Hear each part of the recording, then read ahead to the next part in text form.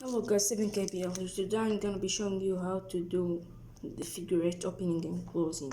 So it goes like this. So it's literally the basic opening. It's one of the easiest. What you have to do first is holding it like this, holding the Balisong, then flipping it. No, like have flip, just like this. Alright. Then get it back like that, but instead of closing it, do a wrist pass like this.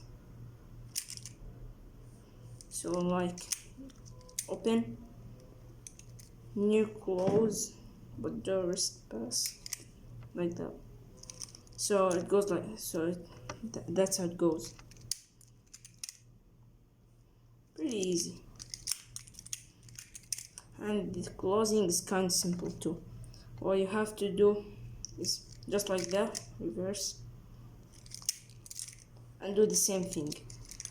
Flip it one time, then near flip it, do wrist pass. Hope I was good at explaining. Leave a comment to let me know what I should do better. See ya.